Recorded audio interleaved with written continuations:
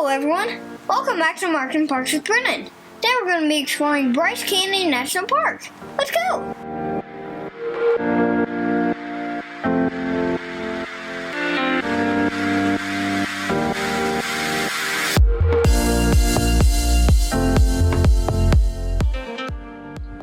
Our drive to Panguitch, Utah was only a couple of hours, but it put us closer to the entrance of Bryce Canyon National Park. The drive was another beautiful trip through Utah's extraordinary landscapes. We have been enjoying the beauty of this state.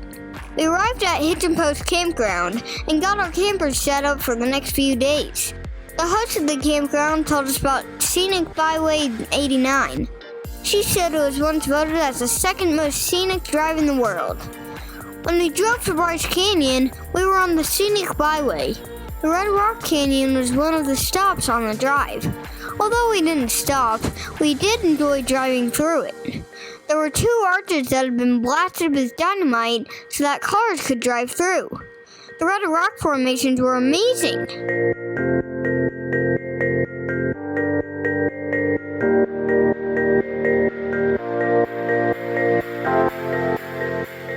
When we arrived at the national park, we decided we would use the shuttle service. Dad would be able to enjoy the scenery more this way. The shuttle stops at the major viewpoints so we could get on and off as we wanted. The first stop was at the visitor center.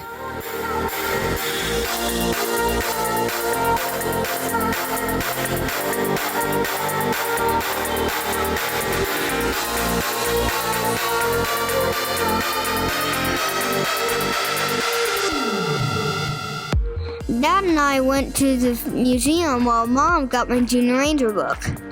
I was very excited to discover that the Utah prairie dog is often spotted in the park. I had been wanting to see a prairie dog since we first started traveling. There was an exhibit in the museum that I crawled through and poked my head up from the ground like prairie dogs do. It was fun to explore the exhibits there. Next, we went into the theater to watch the video about the park. Like Zion, Bryce Canyon was settled by Mormon pioneers back in 1850s.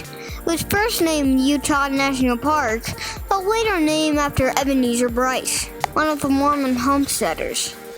Each stop on the Bryce shuttle path offered a different view of the amphitheaters. On our way to the first stop, the driver pointed out a prairie dog near the Sunset campground area, but I was seated on the opposite side and couldn't see it. I was so disappointed. Next, the shuttle stopped for us to view Bryce Point.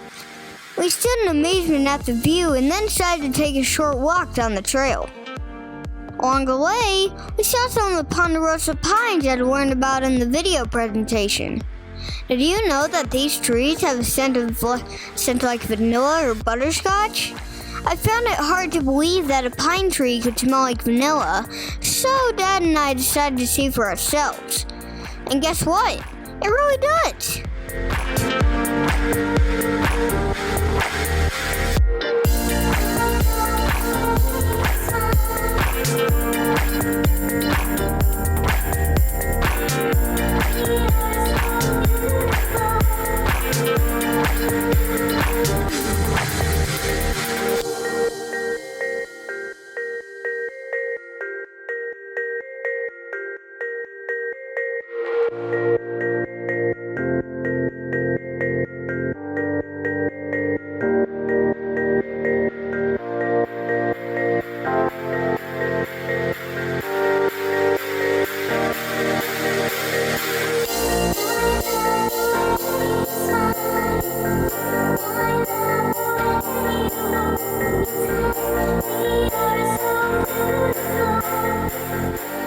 After we walked out to Bryce Point, we got back on the shuttle to visit Inspiration Point and Sunset Point.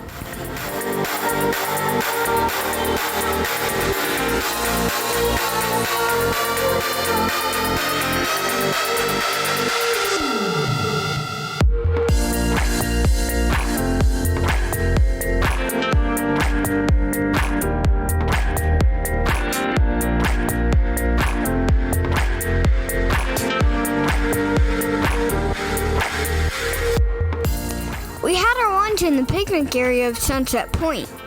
Then we went to Bryce Lodge so that I could finish my activity book before we returned to the visitor center.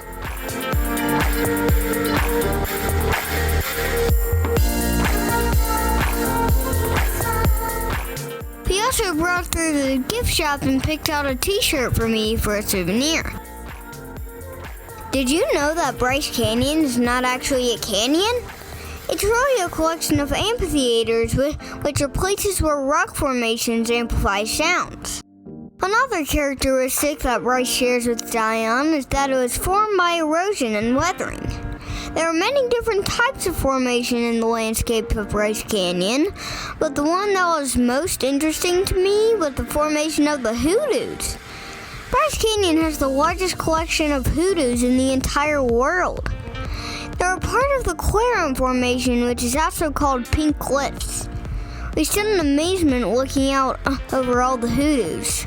The hoodoos are formed by going through freeze-thaw cycles every year. They are perfect examples of the effects of weathering and erosion on the land. Although the hoodoos are limestone rock formations that have been through the weathering process, the Paiute tribe has a different tale of what they are. They have a legend about their coyote god tricking their ancestors and turning them to stone.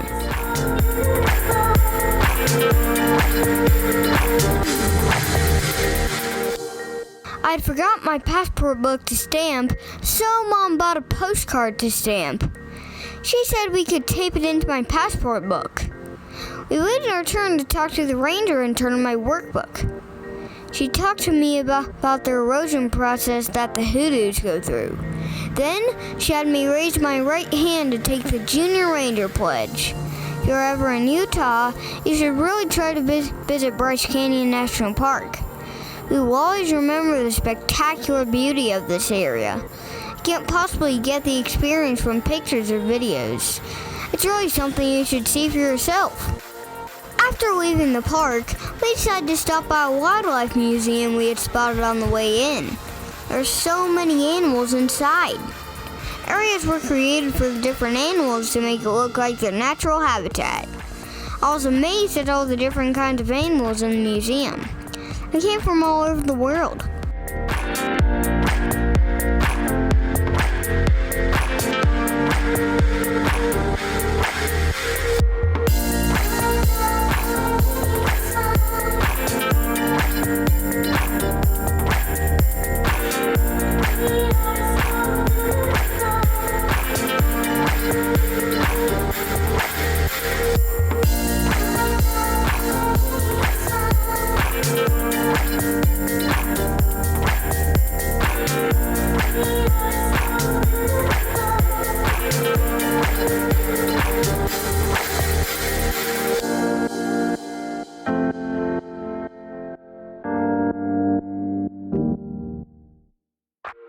Behind the museum, there were some deer that we were able to feed.